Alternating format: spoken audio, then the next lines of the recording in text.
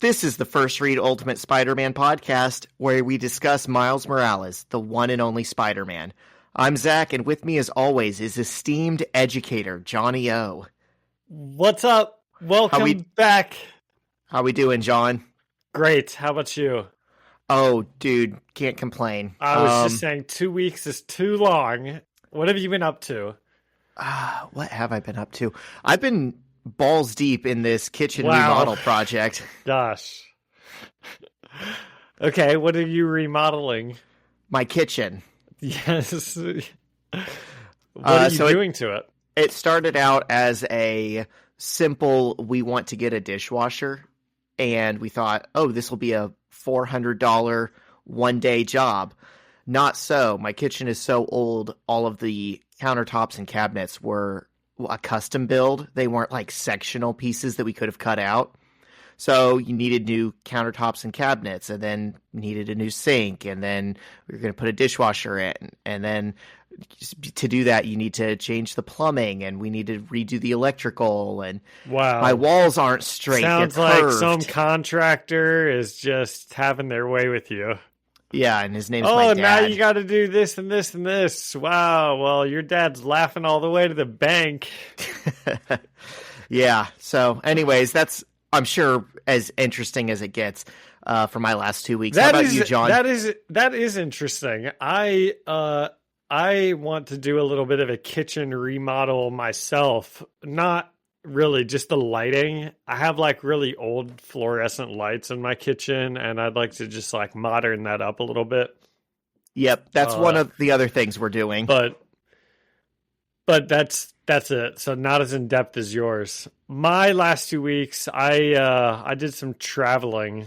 Went around, visited some friends in Michigan and then in Chicago, and great places to visit.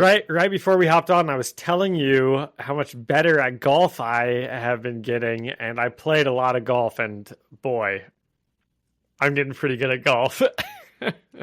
I'm glad to hear that. Lot of pars. We played about 100 holes over like 3 days. Lot of pars. Some birdies. Well, I have a lot to talk about on this week's episode. Okay. I thought I could give the listeners a tease. Maybe we could start doing something like that. I thought we've been doing this podcast for 3 years. Maybe we should do a tease beforehand of the things we're going to get into. No time to start like the present. Okay. I feel like we've got to talk about the Jeffrey Epstein stuff. Oh my God. Dude, I haven't told you this. There's one guy in particular that is like making my life a living hell. Every time we like in passing mention something political, he is in my DMs like calling us idiots. We don't know what we're talking about. Stick to Spider-Man.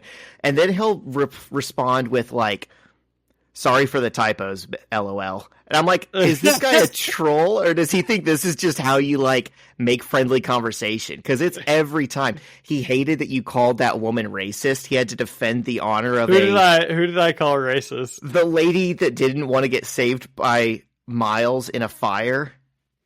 Dude, I didn't call. I mean, she's a little racist. He takes offense to that. If somebody was trying to save me from a burning building, I wouldn't care what color they were. That's all I'm saying. Yeah. Yeah, no, anytime we insinuate that, like, racists might exist, this guy loses his mind. Well, good. I love that. What does that have to do with Jeffrey Epstein? Because we're going to piss him off now. Epstein? I think everyone says Epstein. I don't know how we would piss anybody off, because it's pretty much everybody, isn't it? I don't know, Zach. Should we save it for the end? That's why it's a tease. Sure, let's tease Jeffrey Epstein. And then you didn't see Ironheart, obviously, like you were supposed to. No. Of course not. I'm guessing you didn't watch Superman either. I wanted to. Shyla said, let's wait. At least you wanted to. Yeah, for what that's worth. I'll talk on the pod about how much I wanted to see this movie. And I'm sure that this guy will get pissed off that we had anything to say about such a political movie also. It's anti-Israel. I did see that there were some apparently a lot of people are saying that sound like Trump. A lot of people are saying it's kind of a political movie, Zach. When I was watching it, I did not notice the Israel-Palestine stuff, but I'm kind of dumb, so I just enjoy things. Sue me. And then I also thought we could talk about the prisoner's dilemma, because I watched a video on the prisoner's dilemma and it was kind of interesting to me. Okay, the prisoner's dilemma. And I'll explain it to you. I was going to say, don't you worry your pretty face. I've heard of this. I can't remember it in the moment. I'm a little dumb right now. That's good. We'll get to it later. Okay.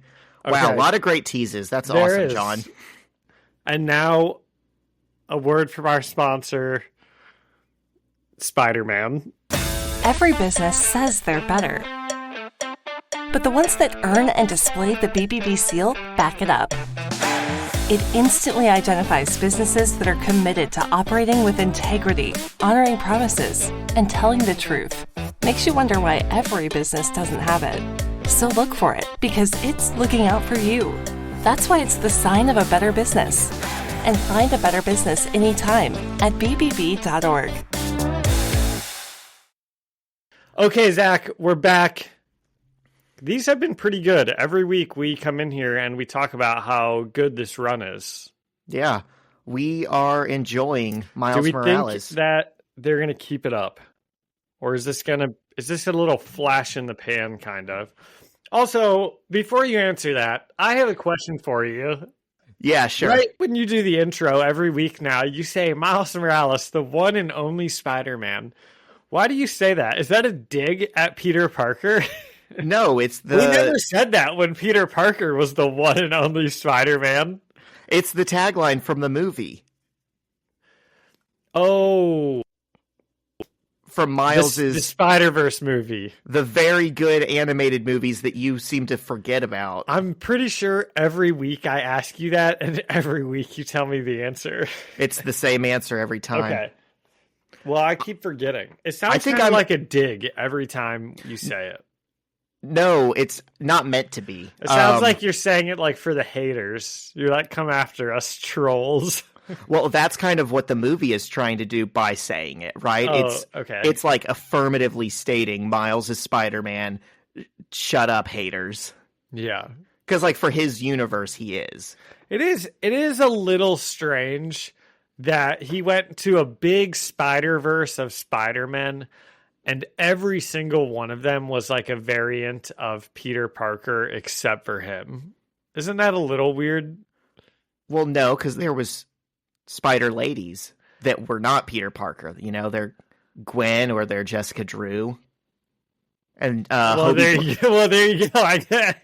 Hobie Brown isn't a Peter Parker. Miguel isn't a Peter Parker. There's Ben Reilly.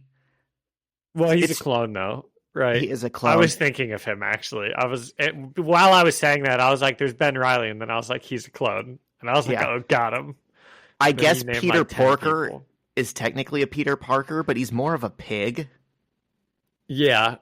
Well, that's why I said, like, there's, like, Penny Parker. And, and, you know, all of those are... But you named quite a number, so I'm going to retract that.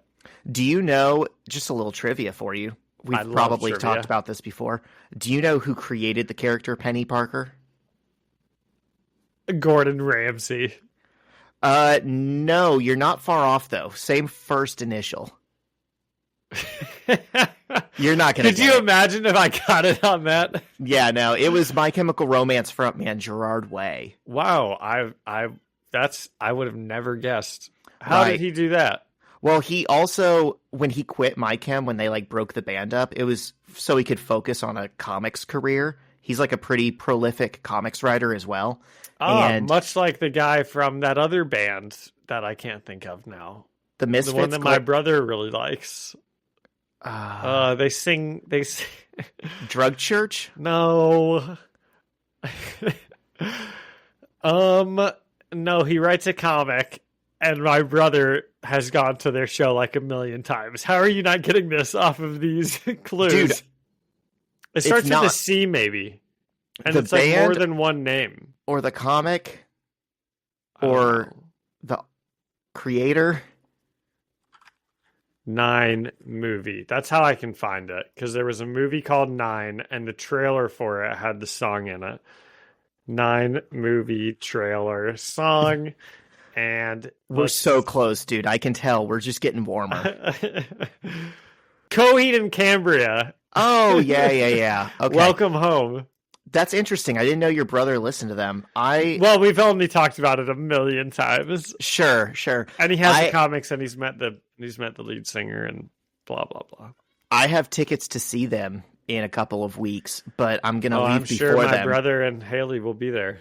I don't actually listen to them. I'm going for Taking Back Sunday and Foxing, who are opening. Nice. Where were we?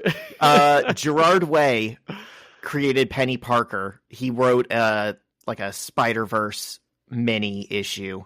And that was it. Very cool. Wow.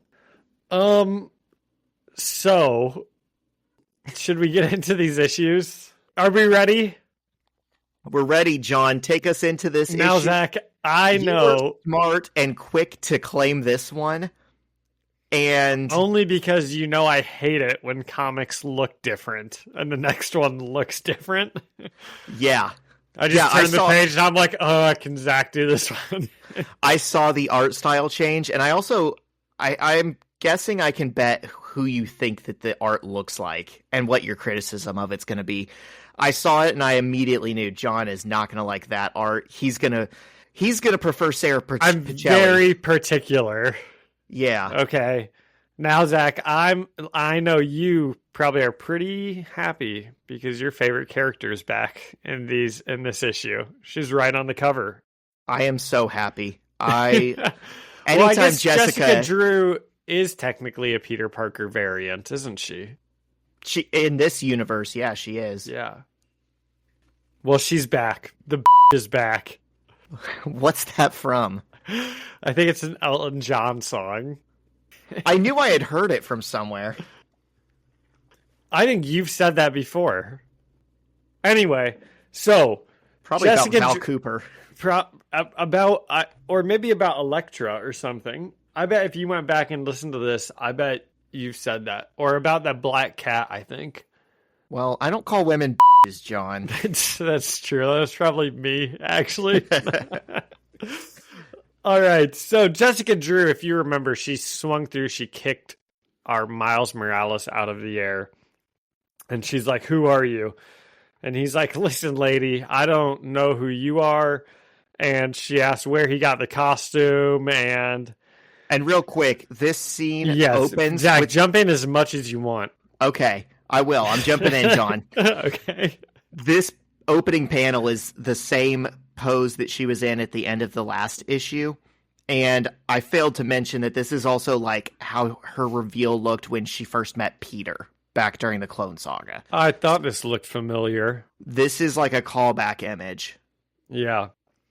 And, Miles, he's doing some cool jumps over her. He's like, "Listen, I don't have to answer to you. Just because we're both in costumes doesn't mean I can't call the police or something."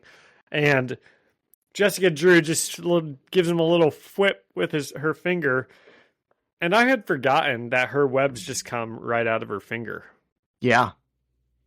They're organic webbing, and they come from the tip. So that's kind of unique because even Peter didn't have organic webbing in this universe. Yeah. And so it's kind of interesting that somehow yeah, just the tip of her finger.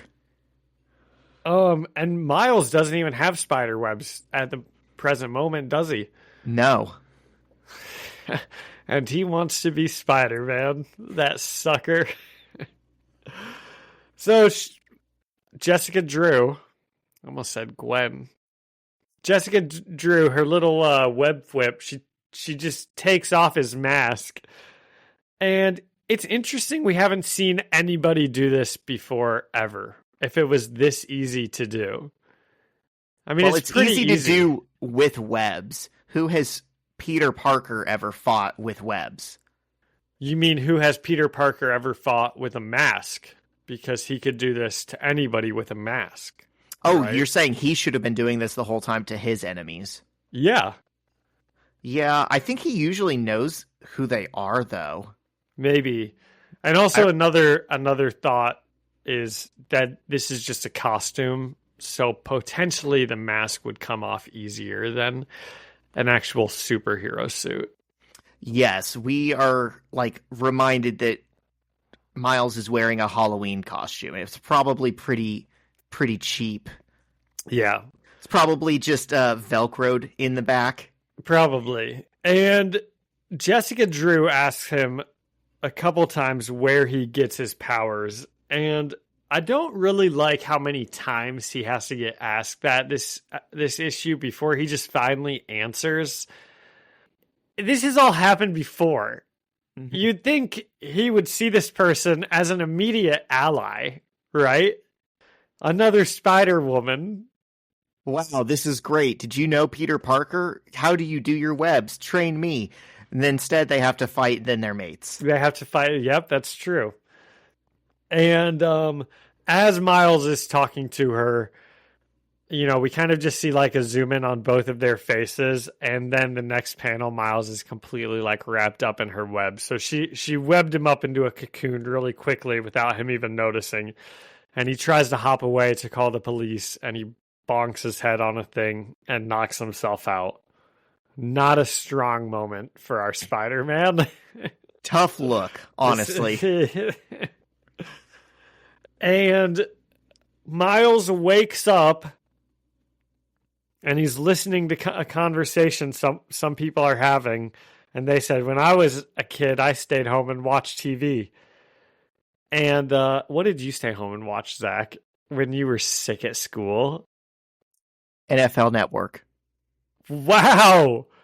Your family had NFL Network. Oh my gosh. Specifically, I was watching, like, the Game Show Network. Well, I mean, how old are we talking? I'm thinking like middle school. Yeah, like fifth grade-ish, fifth, sixth, seventh grade-ish. Oh, yeah. Probably SpongeBob around that time. You can say NFL Network. It's fine. That was still a pretty. I forget I'm older. I'm decades older than you. That was still pretty old. Nice when I was that young. So. And then we hear one of the people say, I invented cellular technology, saying they invented that when they were a kid. And then the panel changes, and it's Nick Fury, Tony Stark, Hawkeye, and Spider-Woman. And Spider-Woman, I'm sure you noticed too, does not look like Peter Parker at all. Well, we haven't really seen Sarah Pacelli draw Peter Parker that much. I mean, okay. Are you talking about just this first image? No, I was talking about everything. I mean, the first image obviously doesn't, but like every time we see her? Yeah. Yeah. But okay. Well, you're right.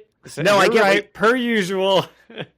No, I get what you're saying, but also I think part of the problem is like she is feminine. She doesn't look exactly like Peter Parker. She just has like Peter Parker. When they stand together, you're like, oh, they kind of have the same eyes, sort of thing. Well, now, okay, I'm going to call back here, because when Johnny Storm made out with Spider-Woman, you said he should notice that it was his exact best friend in a girl wig. I think I remember that comment. I don't think I said it. And now you're saying, oh, they don't look the exact same, I think they probably look like twins. Or like brother and sister, right? Yeah. Okay. That's fine. But yes, like Johnny Storm should have noticed, hey, this looks like this could be Peter's sister. You still think so? I think yeah. Okay. Maybe he wanted it to. That's, I think, what Bendis is implying, yeah. So... we get a cool little reveal of the superhero group here, and they're like, Nick Fury says, that outfit is in bad taste, young man. And then Jessica Drew says, Mr. Morales, welcome to and the panel changes, and it's the Triskelion. And there's always doves flying around the Triskelion. Have you noticed that? I think they're seagulls, but yeah, doves would be very on the nose for like the world peacekeeping agency. And so all of these superheroes, mostly Nick Fury, Tony Stark, they're asking him where he got his powers, and he's not really telling them. He's just beating around the book. Or was that the phrase? Bush. Beating around the bush.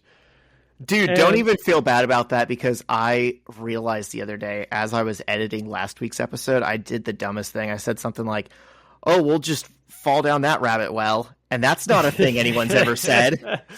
I think I remember that, actually. Yeah. That's sounded funny. like such an idiot. So Nick Fury's like, okay, Mr. Morales. And Miles is like, how do you know my name? And he says, we've got all kinds of ways to find that out. And he says, don't I get a phone call or something if I'm under arrest? Sorry, give me a minute here. My headset has been beeping into my ear for the past 5 minutes every 2 seconds, and it's kind of hard to concentrate. And I didn't want to have to plug it in, but honestly, John, I feel like that happens often enough. It should just stay plugged in, because I think your battery might be well, if I had just plugged it in for the hours I was using it this morning and today, then it wouldn't be dead right now. Oh, okay. So it does last just whenever we're not doing the pod. Okay. Yes. Is it double as you use it for gaming and stuff? Yeah. Okay. Cool. So is that what you'd say you're usually using your internet for, is gaming, streaming? That reminded me of another thing I was going to talk about today, but I decided not to because I didn't get to look into it enough. Well, now you have to. Okay. Are we on right now? Are you if you want to be. I heard this video scroll across my YouTube, and it irked me, Zach. It peeved me, if I'm being honest. What was the video? Thank you for asking. So? It was this guy, and he was talking about door-to-door. This guy is apparently going around, and he's like a door-to-door troll. And then it was this guy, sorry, I touched my mic. Then it was this guy kind of reacting to that. And here's why it peeved me. Because this door-to-door guy is a troll, right? He's being a jerk and, recording. I don't know. I didn't watch the whole thing. But the guy in the video was like, it's already the worst thing in the world when the door-to-door guys come to your house. They're the most annoying people. Everybody hates them. They f***ing should kill themselves. And I'm like, whoa, hey, man, relax. Okay? Can you imagine if was doing a podcast? That'd be unbearable. I was having kind of a good day, and I just got eviscerated by this random guy.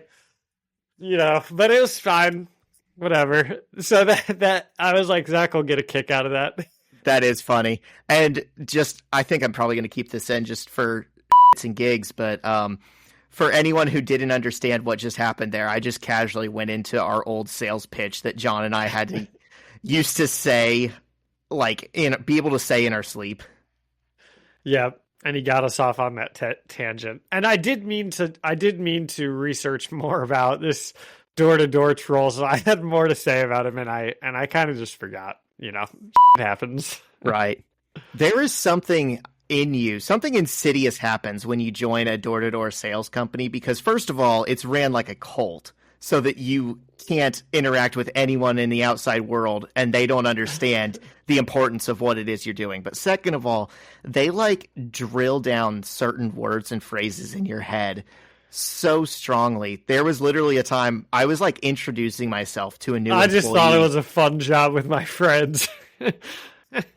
Here I came out of it with religious trauma.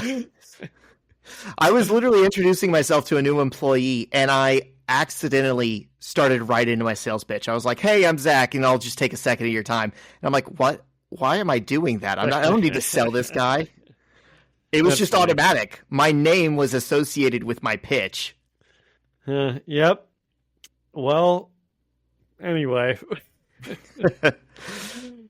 Okay, let me get back into this. Yes. So, our Miles Morales is talking to Nick Fury, and he's like, where'd you get your powers? And Nick Fury is telling him that, hey, the price of putting on the costume is sometimes, you don't get your rights anymore. You just get arrested without a lawyer.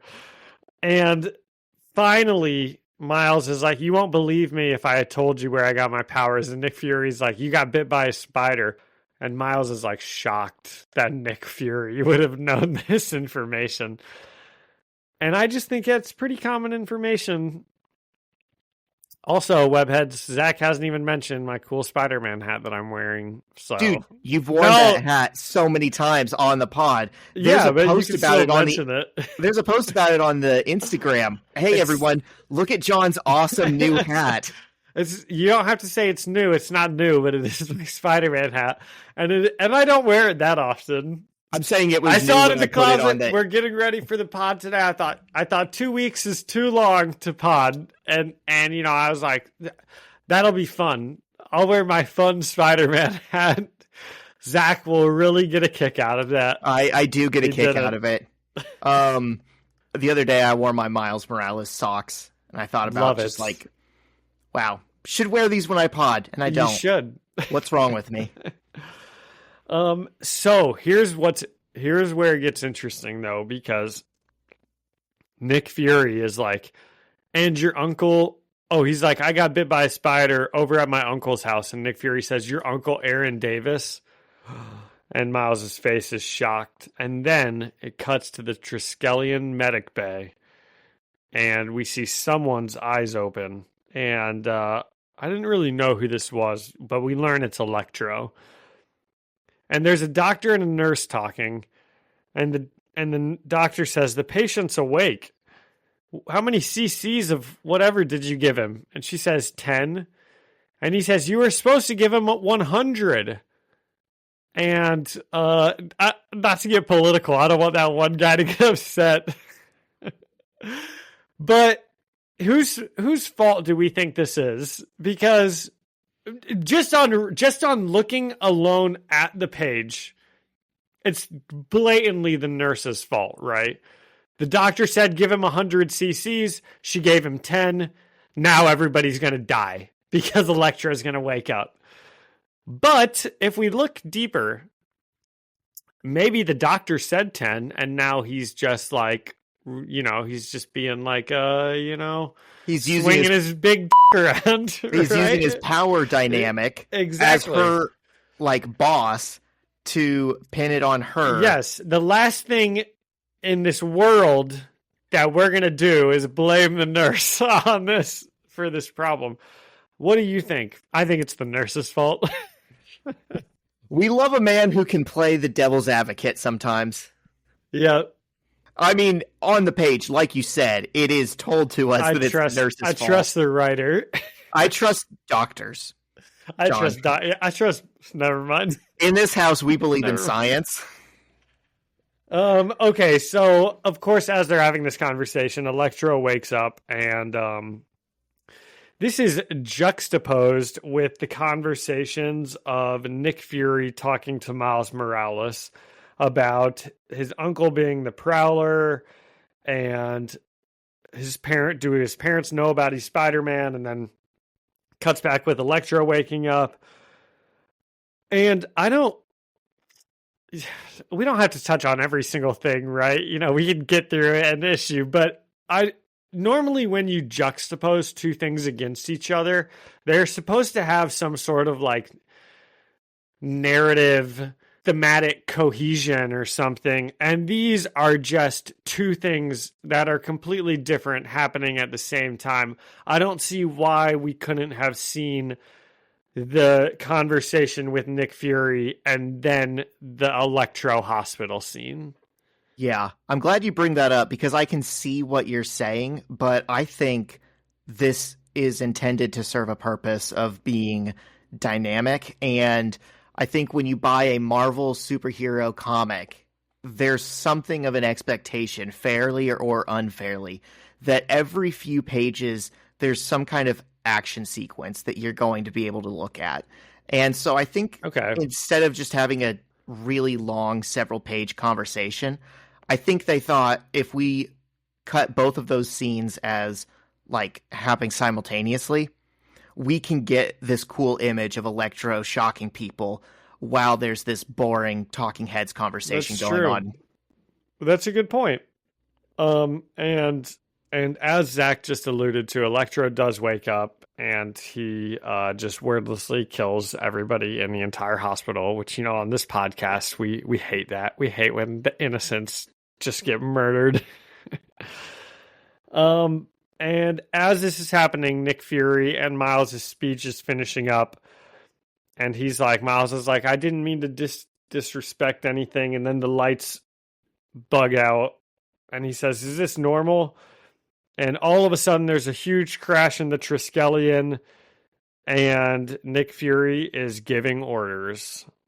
I like how Miles asks, is this normal? Because this is his first time in the Triskelion. He's been told that this is like the most secure building on Earth. Oh, you know what? That's actually, I'm glad that you just brought that up. Okay, sorry. I'll let you finish what you were about to say, and then I'll interrupt you. Yeah. Miles, based off of what he knows, is like shocked that something bad would happen at the Triskelion. What? Aren't you guys prepared for this? And he asks Nick Fury, is this normal? And Nick Fury's exact words are, so he's not... And what Nick Fury should say is, yes, this is always happening. Yes, this isn't a, this has never happened. We're unprepared for this. This is, not again. Yeah, that'd be funny. Okay, you just reminded me of something I wanted to mention, but we're only in issue 5 here, and Miles Morales is meeting Iron Man, Nick Fury, he's at the Triskelion. Like, how much would the normal kid know about these things? How much would Peter Parker know about Nick Fury in issue 5 of his run?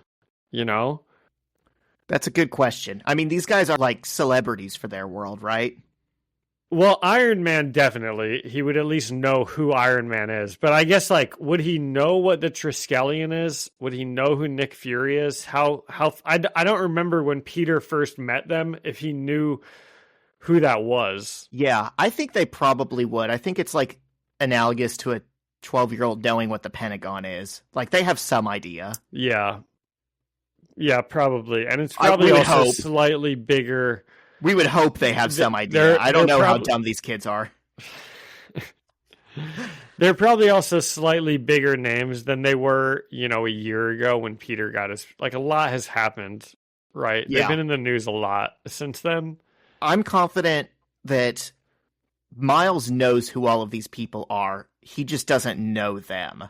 By the end of his story, Peter, he was comfortable enough telling any one of these people to off, right? To Miles, this is still uncharted water.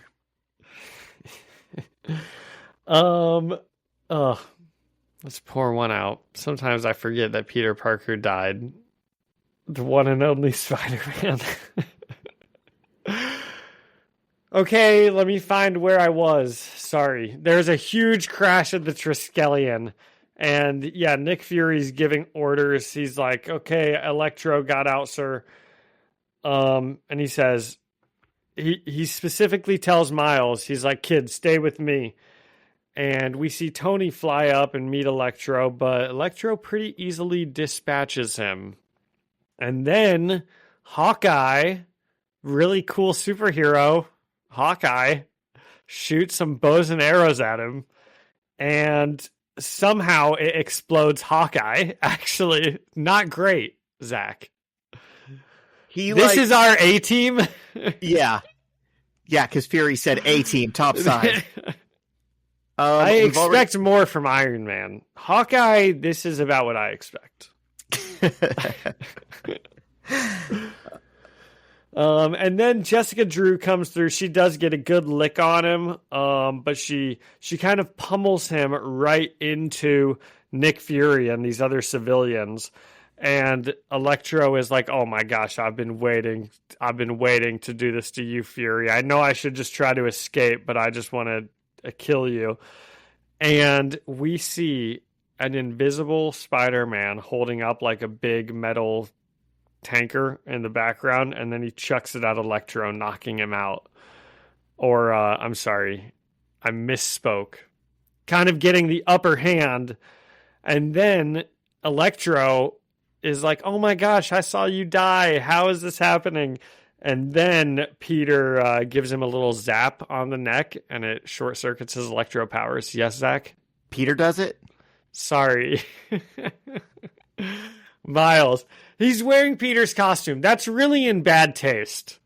It is really in bad taste. I see why you would say that, because for people listening to the podcast, they're like, how did the co-host of the Ultimate Spider-Man podcast, but he looks like Peter here because he's still in that stupid red outfit. Yes, and we've read 300 issues of Peter Parker being Spider-Man, so yeah, it might happen. So anyway, Miles kind of saves the day, huh? Not kind of. He just did something that Iron Man and Hawkeye couldn't do. That's true. The A-team of the Ultimates. It is kind of cool that Jessica Drew is like in with S.H.I.E.L.D., you know? Was she always? She was not always, and I don't think it is cool to side with the cops, John, but... Well, I think Nick Fury's cool, and so is Iron Man. And Hawkeye is okay. Speaking of Hawkeye, apparently his miniseries went well, because when we saw him at the funeral, he was getting sent off to go deal with some bad guy, and then they were like, buy Hawkeye, Ultimate Hawkeye, issues 1 through 4, and we were like, no. And he's back, and he's safe, so I guess that went well for him. Good for him. Or maybe it didn't go well for him. They're like, we gotta get him back in the normal rotate. Nobody bought Hawkeye. Let's just bring him back. So the next day at school, Miles and Genki are talking about how Miles is a superhero. It's all over the news. He beat up Electro. And they killed Electro. They killed him? By the way, they killed Electro. Yeah, Peter knocks him out, and then Nick Fury's like, good job, kid. And it just shoots him a bunch of times, and we see him naked and bleeding out. I just figured he was fine. I mean, he does look pretty dead. This would certainly have an effect on Miles Morales, right? Yeah, sure. I think a 12-year-old kid witnessing someone that he just knocked out getting shot. They're like, thanks for the assist. Murder, murder, murder. Yeah. Oh, man, that's messed up. Well, Genki is like, that was amazing. You did it. You took care of Electro, and then you helped kill him also afterwards. Not sure you knew you were signing up for that, but good job. And, wow, pretty lady walks out at him out of nowhere and is like, hey, Miles, we met earlier. And it's like, oh my gosh, this is Jessica Drew. And she hands him a briefcase and says, this is from Fury. And she tells him, you've got one chance. Fury was going to give you no chances, but you proved yourself. You got a chance. And then she walks away. And Genki is like, oh my gosh, man. We're going to have to start talking to girls now. This is awesome. And they pop the case, and it's his brand new Spider-Man suit. And then he internal monologues and says, you're officially Spider-Man. And is he, though? Can he shoot webs? He does not have web shooters, notably. Miles doesn't shoot webs? Right now. I mean, I don't want to spoil anything for the future, but he currently is just jumping. We see an image of him jumping away, and that's just kind of what he's doing. He's your friendly neighborhood. He's like a jumping spider. Hopping spider. Dude, those are almost the scariest ones. The ones that just fucking jump at you when you're, yikes. Yeah. I had to kill a spider last night. Wow. Sorry about that for you and the spider. Yeah. What do you think about this new costume? I think it's break sick. It down. I think it's pretty awesome. It is awesome. I mean, I've got nothing bad to say about it. This is a top tier costume. Yeah. You guys all know what Miles' costume looks like, and if you don't, you can look at the image on this episode that Alyssa Seaman lovingly drew. But it's the black with the red webs, and I do have a story about this. When I was in RA in college, we had to like make dorm like door decorations. It doesn't surprise me that you were kind of a college dorm cop. You've always had that sort of personality. Oh no. You just want to enforce the rules and that's it. Yeah. But just ruin everyone's good time. Yeah, God, I suck. I'm the worst, dude. When I was a college RA, we had to design like door decorations for all of our residents to make them feel welcomed and, hey, this is where so-and-so lives. And I chose Marvel characters, and I obviously gave myself the favorite characters. I had red and black Revolutionary era Cyclops from around this time period when this was coming out, because that was also written by Bendis, and that Cyclops looks sick as hell.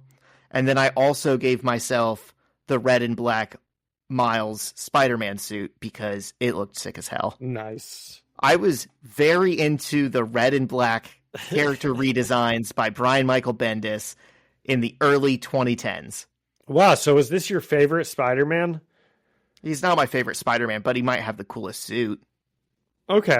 I don't think he's cooler than blue and red Spider-Man suit, but it's very cool. I actually don't. I mean, I like blue and red because it's like the classic, but I like Peter's black suit era better.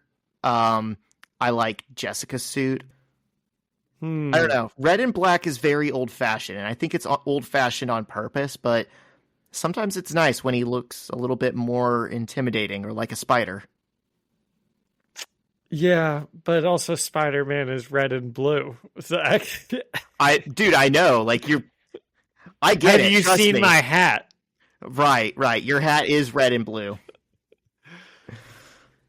Okay, what's the rating system in this one? And then we'll get into yours that says can't handle the drawing of it.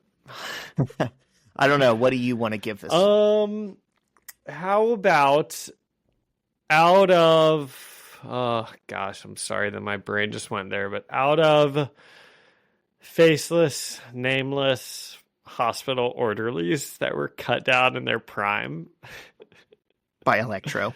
Out of 10. Let's give this one maybe 7.5 out of 10. Wow. What? Bad or good? I mean, that's your truth, man. I'm giving it a 9 out of 10. It's your truth. Okay, well, tell me, what made this so tremendous? This, to me, felt like... I mean, it is, but it felt like a good capstone issue for, like, Miles' origins.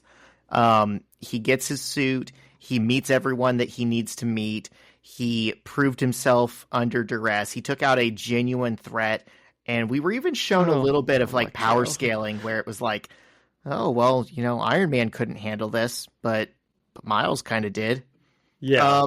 There was some fun moments there. Like I genuinely did get a kick out of Fury just shooting Electro dead and thinking that that's like totally normal and cool to do in front of Miles. And then no one talks about it. We got the callback of Jessica, standing the way she did when she was first introduced to Electro Peter. just killed how many people? Dude, Do you believe in rehabilitation for that? Do you think we should just put him in jail again, wait till the next time he breaks out, kills 20 more people? Is that your idea of this? Killing him was the right move. It's just funny that after all this time, I mean, they could have executed him any time that they had him under, surveillance. They could have killed him at any point in time. The moment they choose to do it is in front of the miner that just knocked him out. Yeah. Yeah, that's true. It's just the way Nick Fury behaves. It's so goofy. Well, okay. I'll give it an 8 out of 10. Dead orderlies. It was pretty good. It was a pretty good one. These have all been pretty good. That's what I noticed rating it, is like, well, has that become the new standard? Should we start maybe judging a bit more harshly? No, we're just having fun with it. Yeah, we're judging as harshly as we always have, which is whatever feels right in the moment. Exactly. I do think they've been good, and I did think this was the best single issue so far of these like first 5. Interesting. Okay.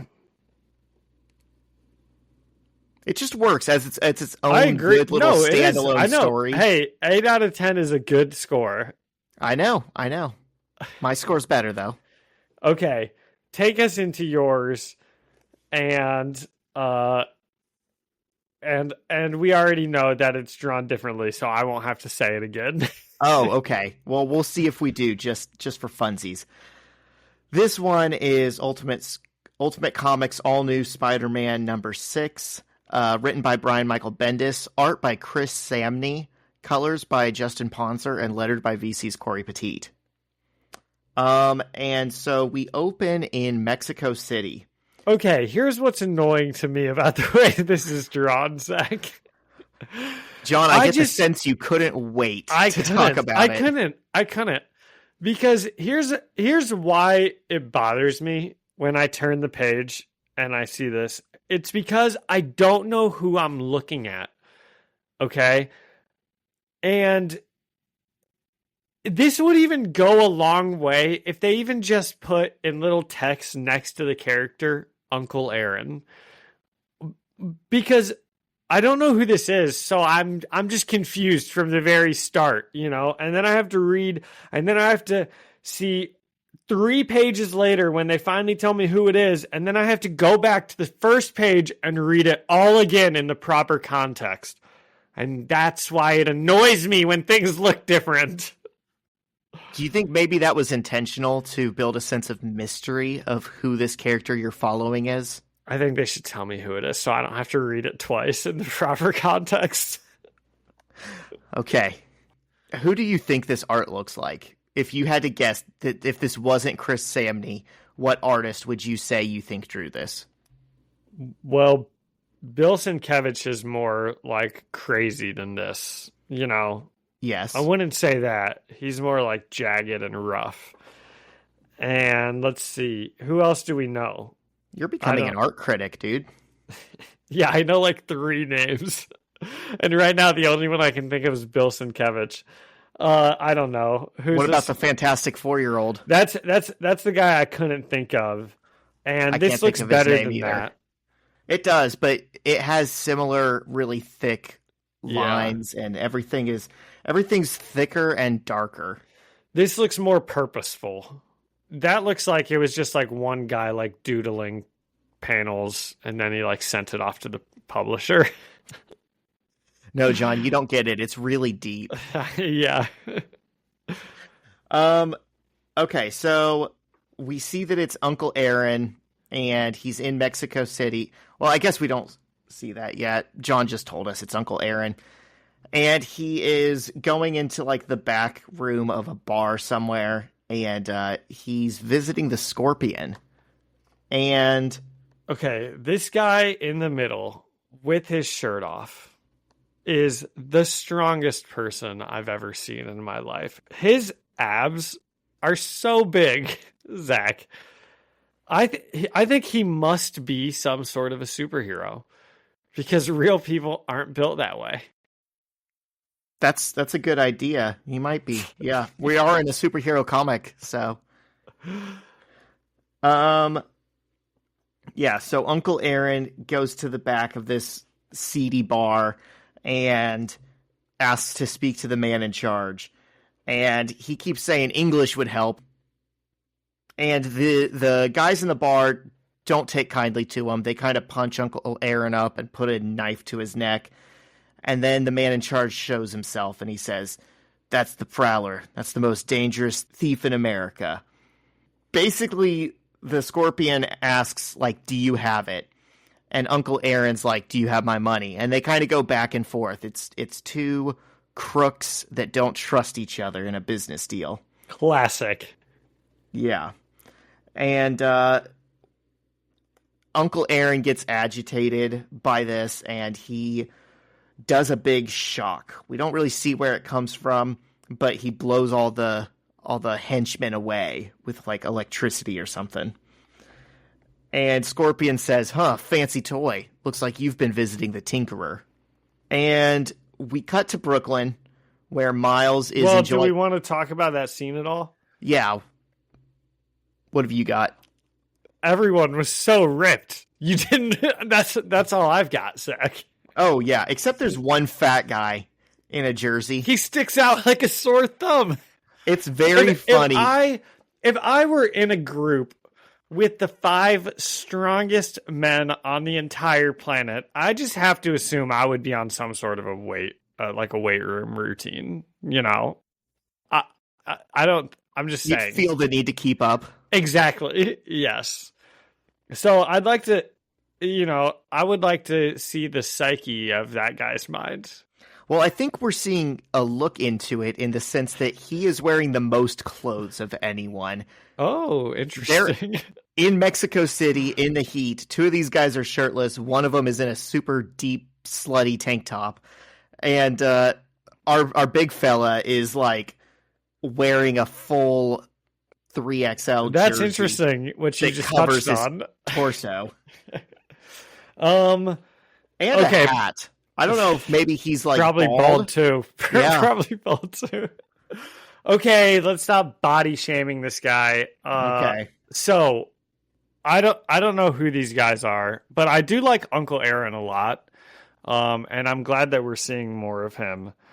I want to see him kind of become a good guy with Miles, and I'm not sure we're going to get that. I don't know what his character arc is. Right. But I think it's interesting that more so than like ever with Peter, there's like a concerted effort to put Miles close to a villain. Like, yeah, like they're showing us, hey, even these bad guys are like people too. They have family that they love. They might have like good sides. There's a lot more nuance going on here potentially than what we've seen before. Yeah, that makes sense. Especially in like the run that we did. Like sometimes we get that with like the Spider-Man movies where it's like the Lizard or Doc Ock. Oh yeah, sure. Although the lizard does just want to turn everyone into lizards at the end of that movie. Sandman just wants to see his daughter again. See, That's he just wants, relatable. He can't pick up the locket. It's slipping through his hands. Yeah, like he's some kind of Sandman or something. Man, those movies are awesome. Okay. Even the third one, it's good. Even the third one. You say that as if the third one wasn't the coolest when you were a kid. It's the best one. When you're in theaters, that hits. And That's it's true. Only later when you think about the story, when you're like, maybe it was too many villains. Okay, so back in Brooklyn, Miles is jumping around and reveling and being Spider-Man. He stops a purse robbery, but does it very badly because remember, he's still new to this. So it's like at first he's too light and he doesn't want to hit the bad guys, and so they hit him. And well, here's what I noticed was he just like jumps down in front of the people, and he says, "Okay, leave the lady alone," and he immediately gets punched, and then he kind of thinks to himself, like, the guy drops out of the sky. You don't even question it for a second. And that's sort of funny on a meta level, because usually Spider-Man does drop out of the sky and, he's got time to say like 2 or 3 quips and they have like a conversation and then the fight starts. But these guys, they don't really respect this Spider-Man yet. They just immediately start swinging at him. Probably because they're fucking racist, Zach. Probably. Well, that is funny that you bring that up. I mean, it's good that you bring that up. They also had a knife on this woman. So I think it speaks to Miles not really understanding the situation. Like, okay, first and foremost, take care of that weapon. Instead, he's like standing talking to the dude who like wants the purse. It's like, he needs to figure out what he's going to do in these situations instead of just jumping into them and hoping it comes to him. Which Peter never did. No. That is also fun about this series with Miles is we were there for all of Peter's struggles and we know how hard it was for him. But in this book, in this series, retroactively, Peter Parker is a saint who did nothing wrong. and you could never live up to him. I guess that's true. That is interesting. Okay, so he stops the purse robbery. The lady thanks him, but the police show up and they try to arrest him because, of course, they do. We know the cops hate Spider-Man. And he jumps away, and a brunette woman, who we can't really tell yet who she is, records him on a video and says, "Brand new Spider-Man. What's that worth to you, J. Jonah Jameson?" Okay, so we find out that this woman is Betty Brant. And she just said the words, brand new Spider-Man. Now, I have one of my classic tangents for us, Zach. Do you think Betty Brant ever says things like, brand new Spider-Man? Do you think she ever changes her name like a pun? Dude, she's a journalist. She got fired by the Daily Bugle. It's going to be a brand new day. She needs to start her own publication called Brant News. Oh my gosh, that's perfect. Wow. I could have gotten a cushy bullshit marketing job. Wow. It took us 30 seconds. Back in Mexico, the business deal with Scorpion and Prowler has gone bad almost instantly. They're still going back and forth. I hate this.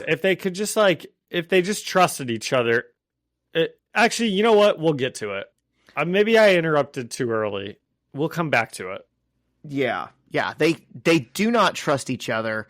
They're going back and forth. The money first. No, the package. And eventually... Zach, you have to do a classic mafia. You got the money? I got the stuff. You got the money. You got the money? I got the stuff. Hey, Jimmy Two Shoes said he'd meet us here. Eventually Scorpion gives Aaron the money, and Aaron walks away and is like, "That's not so hard, was it?" And Scorpion's like, "Now where's the package?" And Aaron turns around and says, "You forfeited it when you had a knife put to my throat." And he charges Scorpion with the knife, and he stabs him right in the chest, and nothing happens. He's just standing there, looking menacing like a brick house. Who is this? The Scorpion. Oh, okay. And he says to Aaron, "You're regretting that almost immediately, right?" So, back to what I was talking about earlier. If these guys trusted each other immediately, they walk in, they're professionals. Scorpion's got the money. Prowler's got the stuff. They make the exchange. What happens next? Do they just walk away?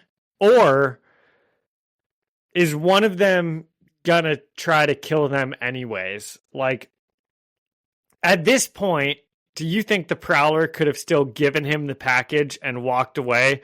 Or do you think Uncle Aaron had clocked the situation and been like, he's going to try to kill me after this no matter what, so I better do this first? Trusting your brother in Christ, could it have helped them escape the situation without a fight? Go, Zach. That's a good question, because I do think Aaron had clocked that he was going to kill him. My question is, if you thought for a second that was a possibility, to the extent that you show up with something the Tinkerer gave you, like because you're ready for a fight, why would he not have just sent a courier instead, or said, "Oh, this is the drop site," or something? Why is he walking into this situation? Because it seems like they both knew something was going to happen. Because Aaron came in with this Tinkerer bomb, and seems like Scorpion had his people ready to kill Aaron. Yeah, this I think there's maybe a famous quote or something about, this is the problem with crime, is you got to do business with criminals. Anyway, I think that Uncle Aaron had probably assessed the situation and figured he was going to have to fight his way out of this one. He did an ocular pat down. Yeah, thank you, dude. Both times I was like, I said similar things to that. I was trying to think of what that was, and I couldn't think of it. So the stabbing in the chest of Scorpion does not help at all, and Aaron tries to kick him in the nuts and then like run away. And as he's running away, he says, "Broke my own rules. Never travel. Always pick the meet location yourself." And it's like, okay, dude, so why did you do that?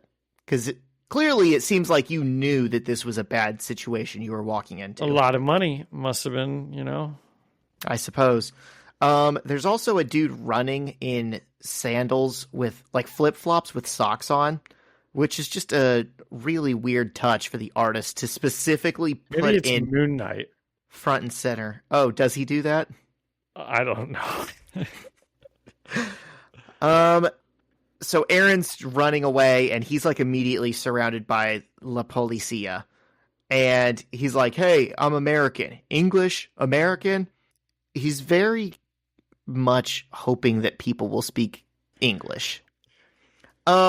He goes, "No, well then." And he tries to do his big Tinkerer blast, and nothing happens. He says, "Out of juice," 2 times, and "out of juice, damn you, Tinkerer." So he gets arrested. Really only one time and out of juice. I know. Second time didn't work. I was trying to figure out when he had used it other than the once. Miles returns home and is greeted by his mom, and they're having a conversation. She's like, "Oh my gosh, I missed living with you." And he's like, "Oh, Mom, I'm just in my dorm during the week." He's reminding us, the reader, how it works. Exposition. So he's home for the weekend, and she's like, "I love you so much. How's it going?" And we get one of those things where the word bubbles are juxtaposed by his thought bubbles because there's something he's not telling her. So in his thought bubbles, he's like, "Oh, I got bit by a spider. I'm Spider-Man.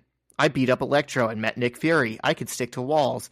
And what he's saying out loud is just, "Oh yeah, good. Here's what I've been up to."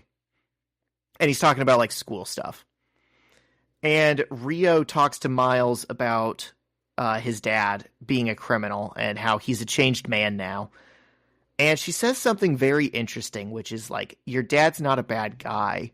He was immature. Now your Uncle Aaron, he is a bad guy. Well, that's because he's still doing the crimes. It is, but also... Zach, there comes a point where you have to grow out of it. Okay?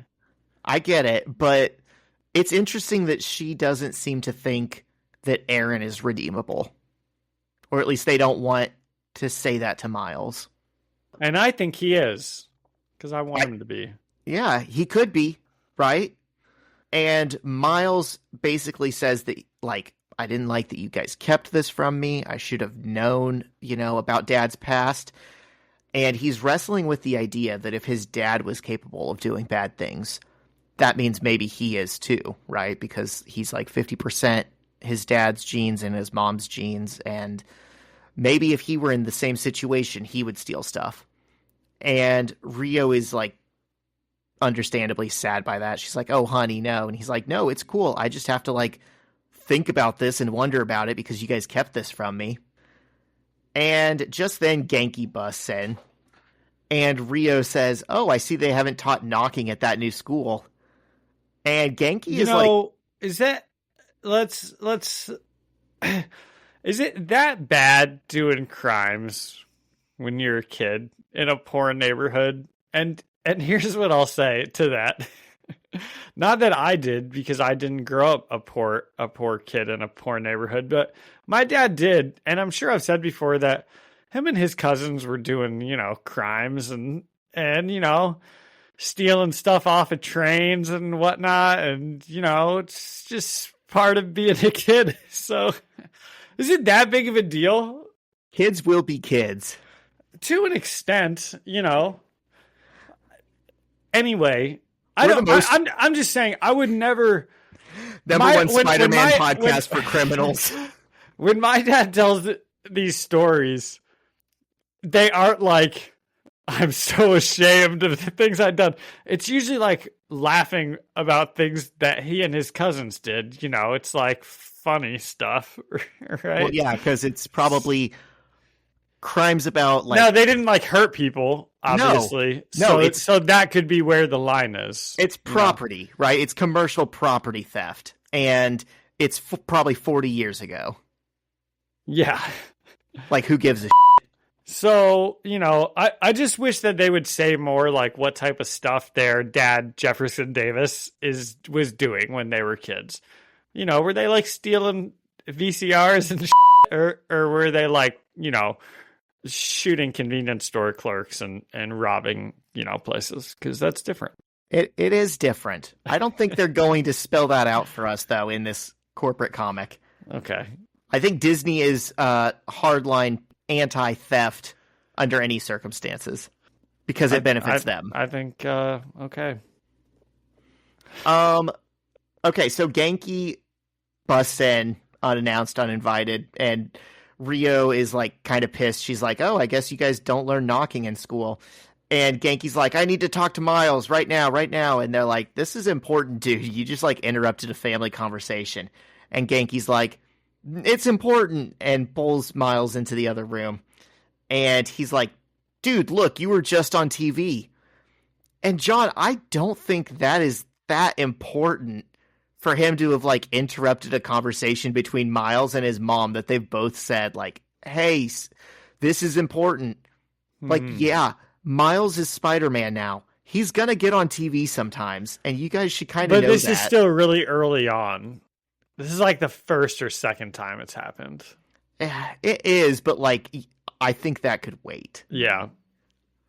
Like, if you are Spider-Man and you're not ending up on the news, I think you're a really shitty Spider-Man. Yeah. Anyways, Genki has brought Miles something, and it's a DVD. He says Miles needs training and pulls out this video of Peter fighting Doc Ock a year ago during the filming of the Spider-Man movie. We remember that, right, John? I do remember that, yep. It was directed by Sam Raimi. Avi Arad was there. Apparently, the movie didn't get made, is what we're told by Genki here. I think that contradicts things that we were told in Peter's run. I think they did go see it in theaters. But Genki says the film wasn't made, but the cameramen kept rolling while Spider-Man was fighting Doc Ock. So here is raw Peter Parker in action. You can study it, and you can learn all of his moves. Oh my gosh. And he says, you need to make Peter Parker your Mr. Miyagi. John, is that a Ralph Macchio reference? I hate Ralph Macchio, the snake. No, just kidding. He's a fine guy, I'm sure. Yes, that is. I didn't even catch that. There's two Ralph Macchios, and this podcast is in favor of one of them. We'll let you all guess. So yeah, that was the scene. Genki says you need to learn everything that Peter Parker could do and more because it wasn't enough to save him. Yeah, that's a little f***ed up. It is. Genki has You need to become Peter Parker, only better, because Peter Parker died being Spider-Man. Ouch, dude. Genki can't read social cues. Oh, autism. Okay, I got it. Hey, he also does really like Legos. Yeah, we already said. We got it. Okay, so at the dailybugle.com headquarters, Betty Brant shows Jonah her video of Miles. And Jonah wonders if this means that Peter Parker is still alive, and he tells Betty if she can get this new Spider-Man in front of him, she'll have her job back. And back in a Mexican... She'll have a brand new job. Spider-Man, brand new day. Perfect. Back in a Mexican prison, Aaron is trying to read a Spanish newspaper and realizes that there's a new Spider-Man. Zach. Oh my gosh. Oh my gosh. What? What number is his prison uniform? Oh my God. Oh my gosh. It says 0042 on the back of his... just can't help themselves. Wow. That is funny. I am so glad you caught that, John. So he's reading this newspaper and he's like yelling at the guards. He's like, hey, Hey, someone come read this for me. I can't read Spanish. Does this say there's a new Spider-Man? Again, he just keeps on with like... He also doesn't say, I don't read Spanish. He says, I don't read Mexican. Oh, that's right. Yeah. Yeah, that's way worse. So, did you have anything to say about the last couple scenes? What do you think his reaction to seeing the Spider-Man is? It seems like maybe he knows something or is trying to put something together. It does kind of seem like that, yes. His eyes shoot open, and he's really banging on those cell... Yeah, but he didn't know that he stole the spider. Like, I wonder what he thought he was stealing from Oscorp. I know, but I wonder if he knows that when Miles, like, collapsed and fainted, it was because he got bit by a spider. Yeah. I gave this one 6 de cada 10 palabras en español. Or 6 out of 10. I don't speak Mexican. Yeah, 6 out of 10 words in Spanish that are irritating Uncle Aaron. 6 out of 10. Ouch. Okay, 6 out of 10. That's fine. If it had normal art, probably would have been like 7 out of 10. It wasn't just the art for me. I just didn't feel like any of the threads on this issue mattered or were interesting or really progressed. We've got to set our pieces in motion. I get that, but maybe give us like 1 or 2 interesting pieces already in motion as you're setting up more. Yeah, that's the thing. I'm not sure how interesting it is seeing Uncle Aaron do things that doesn't involve Miles right now, you know? And it's also not interesting watching Miles watch a video of Peter Parker fighting Doc Ock. Exactly. If we were deep into this run and already thought of Uncle Aaron as super important, maybe his solo adventure in Mexico would mean more to us. Yeah. And if we had been following Betty Brant with any degree of regularity during the Peter Parker era, maybe we would be invested in her wanting her job back at the Daily Bugle. But her we're wanting not. Her job, Brant. Bring her Brant. Yeah, I think you're right. I think for those reasons, a 6 out of 10 is very valid in the lowest rated issue that we've had so far. For Miles. Still, overall, good run. Overall, good issues today because obviously I gave the last one a 9 out of 10. Still a lot of goodwill to Bendis. This one just wasn't as good. Yeah. Which is fine. You know, we haven't seen that many Jefferson Davis panels, have we? He hasn't been there in a minute. And we got some time with Miles' mom in this one. We also still haven't been told his name, which I think is crazy. We haven't been told his mom's name either. Oh, yeah, you just knew her name. Right. Okay, what's next week? It's not next week, it's in 2 weeks. Oh, that's right. It is in 2 weeks. So in 2 weeks, we're getting into Ultimate Spider-Man 7 and 8. Mm-hmm. Okay. Ready to... Are we moving on? Yeah, John, you said you came in with a lot of things. Play the fun little tune that you always play every episode before we move on to our other stuff. You can put it in right here. It's Spider-Man trivia time. Ding. That's different. Oh, yeah, I forgot we used to do that. Yeah. What a throwback.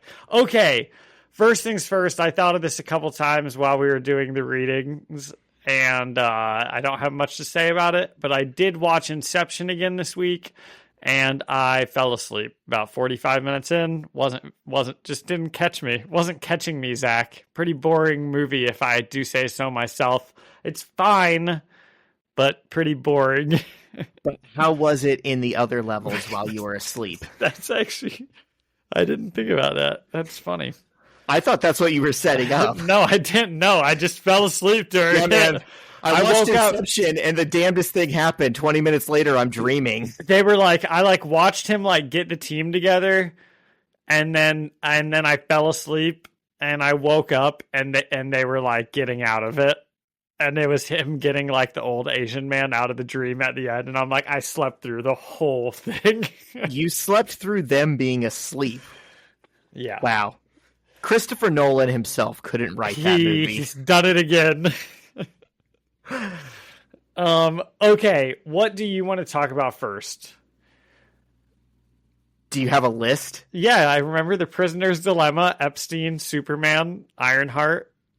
I'm surprised you didn't say Always Sunny, because the first 3 episodes of that are out. I heard that came out. Is it good? Did you watch it? Oh my god, you haven't watched it? Zach, I'm a little turned off by these Always Sunny guys. I feel like they've just become a little too famous nowadays. They feel very Rob Hollywood. McElhenney is changing his name to Rob Mac.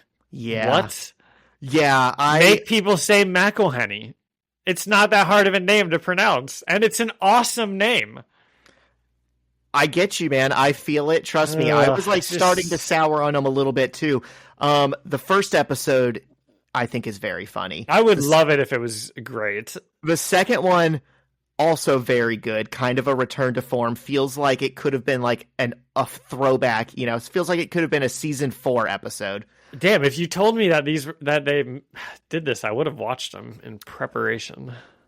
The third episode feels very contrived. It ends up at a funny premise, but it takes a whole lot of like a forced story to get there. And they do that thing that they do sometimes where they're like, oh, we got to reference this one show that's really hot that everyone's watching. And if you haven't seen that show, it's just not that funny. Is it Evangelion? No, it's The Bear. I know I they're haven't making seen that. I haven't seen that. So I know they're making fun of The Bear. I haven't seen The Bear. I don't care that they're parodying The Bear. Yeah. Okay. Well, we'll see. I was a little. It does seem like you said, they're just getting a little too Hollywood. Some of the episodes are still funny, but they're just not the same type of show as it used to be. Right. But we'll see. They're meeting Malcolm in the Middle and Bryan Cranston and blah, blah, blah. Yeah. I will say the first 2 episodes of the new season are better than I expected them to be. Okay, good. Well, I can't wait to watch that. I might even watch that tonight. Okay, let's do The Prisoner's Dilemma first. I know everyone listening wants to hear our opinions on Jeffrey Epstein, so let's hold on. Let's hold back. That's how you do sales right there, okay? Yeah. And let's do The Prisoner's Dilemma. So I watched this video Just about like it. Jeffrey Epstein himself, you always got to withhold a little information, right? You always need a little bit of leverage. That's the art of the deal. The art of the deal. Okay, so The Prisoner's Dilemma, this is where there's 2 prisoners, right? And they can either cooperate or they can go against each other. So I don't know. What's a word we could use for that? I don't remember what it is. Whatever. Go against each other. Who cares? If they both cooperate, they get 3 points each. If one of them cooperates and one of them goes against, the one that went against gets 5 points and the other one gets 0. And if they both go against, then they each get 1. Okay? And so the video, it's like an exercise of trust in the other person. You're betting on whether or not they will try and screw you, right? kind of. And I guess it had to do with obviously it's like a prisoner's thing. So it has to do with there's a warden and, and the actual dilemma but whatever. Okay. So a bunch of people trying to figure out what's the best way to do the prisoner's dilemma. These science nerds, computer dorks, they put together this thing where you could submit your prisoner's dilemma computer program and the best way how to get the most points. And anyway, what do you think would be the most profitable way we're calling it? So I guess what is the best strategy? What is the best strategy? Yes. Working You're so much together. better spoken than I am. But it's just computer programs that have been programmed ahead of time. But you can basically program them to do whatever you want, I would say the best strategy. Well, here's my idea right away listening to it. Before I listened to the video, when he was going into it, I was like, okay, I would say the best strategy is to always cooperate. And then if they don't cooperate, then you don't cooperate. And then if they start cooperating again, then you'll start cooperating again. And then basically that's the best strategy. Sure, you're trying to reward their behavior of cooperation so that it keeps happening. Yes. I think makes sense. Yeah, basically. Is that the answer? Well, there wasn't really an answer because it had to do with immediately the first round was like a tit for tat strategy, which was basically what I assumed would be like the highest total score, which is yes, it will just do whatever a computer does before. So if the computer cooperates, it'll cooperate. If the computer doesn't, then it won't, but then it will go back on track.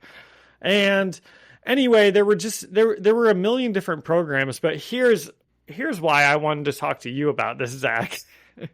Because I wanted to talk politics about it.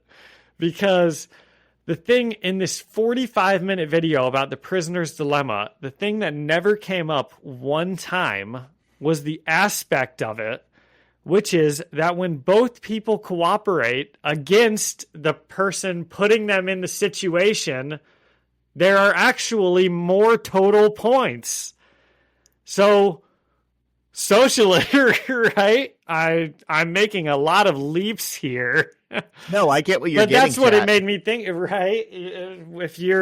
It kind of shows, if the people are cooperating, then there's a greater total percent that they can be winning. Like, it is impossible, if you cooperate, then there's a total of 6 points that can be won. And if you don't cooperate, then there's a total of 5 points that can be won. So no matter what, over the long term, it has to be more profitable to just choose to cooperate than not, because it puts the pool of total points more.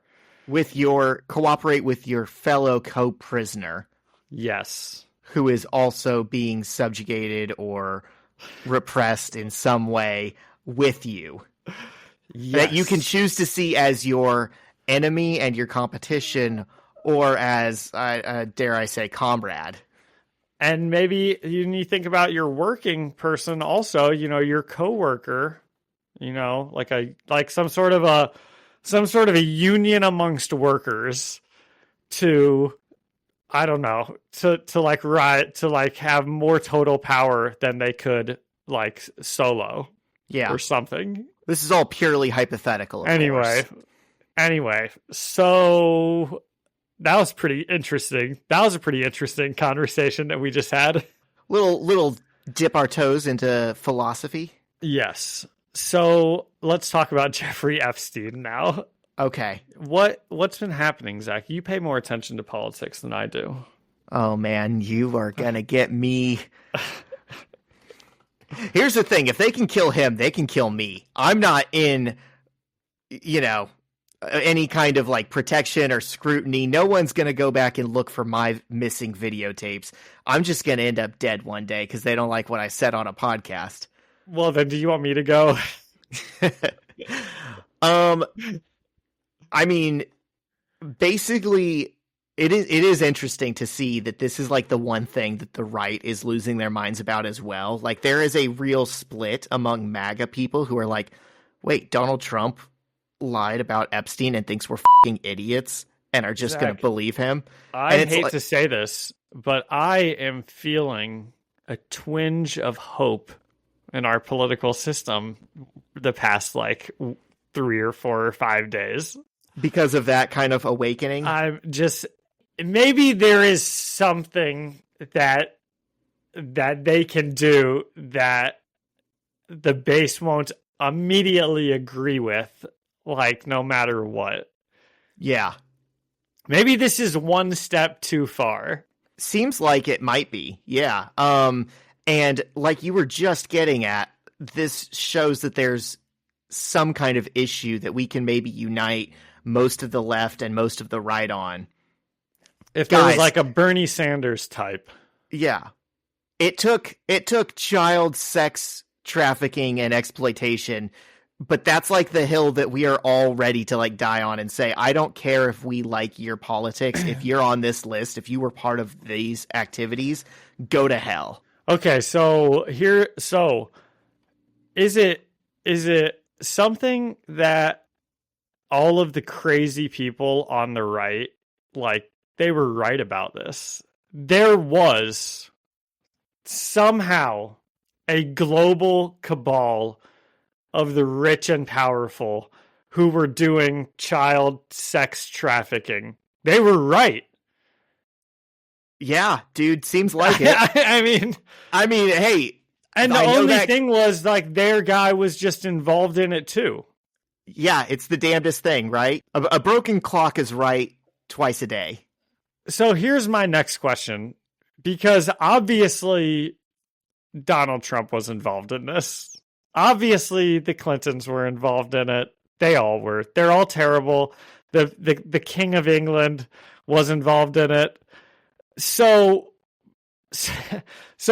if all these people, if all these people allegedly, it turns out they did allegedly, they were like best friends with this guy who was running like a worldwide child sex ring for the richest and most powerful people who control the entire world and absolutely everything. What happens next? Because I'm having a hard time reconciling with what happens next. Right. Who is gonna hold these people accountable without them just like flipping everything in their favor? What is being held accountable? What does that even look like? What does being held accountable mean when you've done something that bad? Because it's not like, oh, they like molested one kid, which would be bad enough on its own, right? Let's not like underplay that. But it's like this is like systemic. And they control the entire planet. I mean, it's the people who control everything, and they're doing all of this. What happens, Zach? Right. Who comes in and stops them? Yeah. We're in uncharted waters. I don't know. I mean, think about this. Like, through all of human history, people had this, like, illusion, probably, of, like, well, you know, God consecrated the king, and he's acting in my best interests, and I don't know anything else. Like, I don't know that there have been too many instances where, like, we've been capable of uncovering something this big that people this powerful have done. So what is the precedent for dealing with it? I mean, anyone who's listened to 100 and so episodes of this podcast has surely heard me say before that it's okay to execute some people. But truly, I mean, if you're so powerful and you've been lying to the world for so long and like twisting and turning the world into what you want out of it, while also just like kidnapping kids all over the world and using them in a child sex slavery ring, I don't know how there's punishment enough that probably those people should just be executed publicly. And that's the only thing that my stupid brain can comprehend of being a good enough punishment that it will prevent other people from doing the same thing. I mean, you just gotta wipe the slate and start over with like the most powerful people on the planet. I disagree. I think you need to establish a new system of power wherein this isn't possible to happen again. It's not install better people, it's install better systems so we never have like billionaires with access to children and all these politicians. You're probably right. Wow. Webheads, if you have any idea what should happen to the most rich and powerful people in our world when all of this terrible stuff comes out about them, write in. I'd love to read those comments.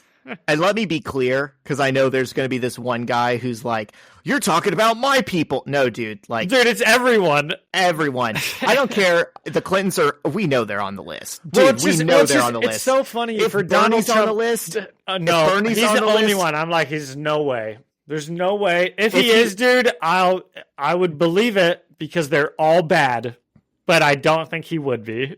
If he's on the list, dead to me. He's 100%. Peyton Manning's on the list, dead to me. Dude, 100%. There's like no one that, I would have a double standard about this with, and you shouldn't either. But I do think Donald Trump is so funny. He is the funniest man on the planet. I think we can all agree on that. That for years and years and years, he's been just screaming about Epstein and the Democrats and how the Clintons are on the list and this person's on the list. And now like they have access to these files. And he's like, don't even work. Nobody cares about those. Come on. Yeah. Sure. The Clintons are on it. Maybe, there's a lot of fake people on that too. Who knows? Sure. The story's changing. He's just a funny guy. He's just a funny guy. You gotta respect that. Dude, he will maybe be the funniest president in hell. Definitely. What am I talking about? Dude, of course he will be. Also, it's very funny, like, dude, there are people who like still, and this is why I was like surprised that Trump people turned against Trump when it became clear that he was like hiding the list. This is like, I'm not surprised because this is like all they've been screaming about. The shouldn't use the word crazy because now they're on our side. So now they're not crazy. Well, now they're right. All of the craziest, hardest supporting Trump supporters for 8 years have been yelling about the worldwide child sex thing.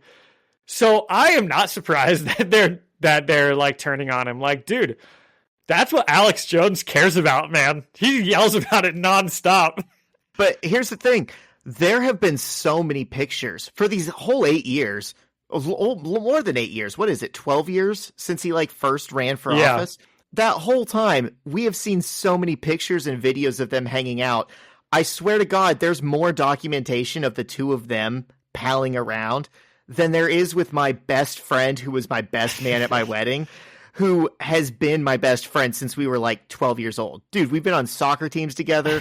We were roommates. We've been in each other's weddings. We don't have that many pictures and videos together.